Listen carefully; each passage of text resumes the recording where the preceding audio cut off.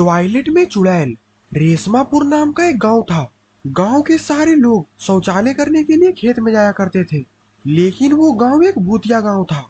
और गांव के सारे लोग दिन में तो शौचालय करने के लिए चले जाते थे, लेकिन रात में जाने के लिए उन्हें सोचना पड़ता था, क्योंकि रात में गांव के खेत में चुड़ैल घूमती थी।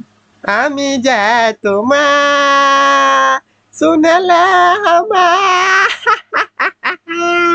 अरे अभी तक कोई नहीं आया, एक बार आकर तो दिखाए, कच्चा चबा जाऊंगी। लेकिन कभी कभी गांव वाले अपने आप को रोक नहीं पाते। अरे बबीता, मेरे पेट में तो बहुत जोर की हलचल हो रही है। मैंने बोला था पालक पनीर मत बनाओ। अब मैं लुट गई, मेरा सुहाग उजड़ जाएगा। हा हा हा हा, रो मत बबीता, बच्चों का अब तुम्हें ही संभालना है। अच्छा चलता हूँ, दुआओं में याद रखना। और फिर रमेश लाल घर से बाहर दौड़ लगा देता है। अरे भाई जल्दी से हल्का होके मैं जल्दी से घर भागूंगा, नहीं तो वो चुड़ैल तो आज मुझे खा ही जाएगी। और फिर रमेश लाल खेत में जाकर बैठ जाता है और अपना काम शुरू कर देता है। ओ माय गॉड, लगता है कि मेरा शिकार आ गया। आवाज तो पटाखा फूटने की आ रही है, वो भी सामने वाले खेत से। और फिर वो चुड़ैल जाकर रमेश लाल को मार डालती है। गांव के सारे लोग उस चुड़ैल से परेशान हो चुके होते हैं।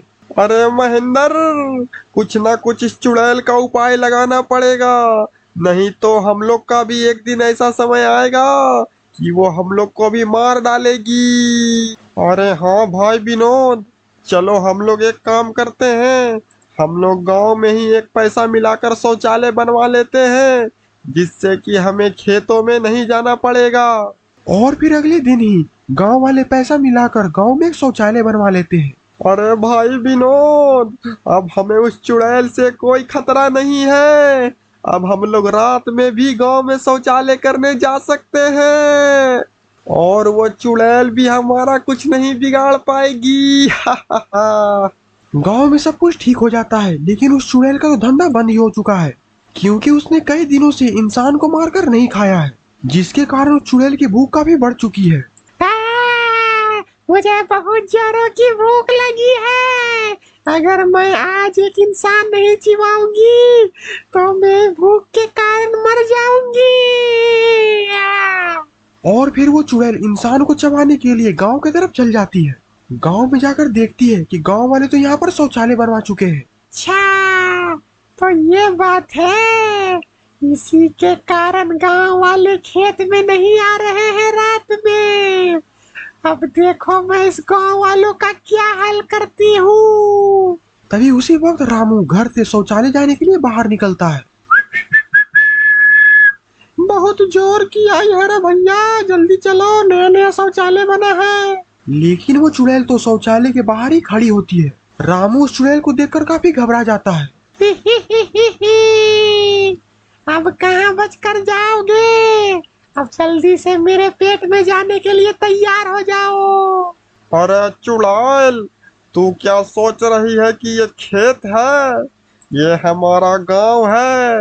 अब देखो मैं शोर कर कर सारे गांव वालों को कैसे बुलाता हूँ। अरे गांव वालों आओ आओ, देखो इस चुड़ैल कितनी हिम्मत, जो हमारे गांव में आ चुकी है। राजू की आवाज सुनते ही सारे गांव वाले घर से डंडा निकल जाते हैं। अरे गांव वालों, ये वही चुड़ैल है, इसने गांव के बहुत सारे लोगों को मार डाला है। आओ भाइयों आओ, मारो मारो मारो। गांव के सारे लोग उस चुड़ैल पर डंडों की बरसात कर देते हैं, जिसके कारण वो चुड़ैल वहीं पर मर जाती है। और गांव के सारे लोग चुड़ैल में आग भी लगा देते हैं, जिसके कारण अब ये चुड़ैल इस दुनिया से चली गई है।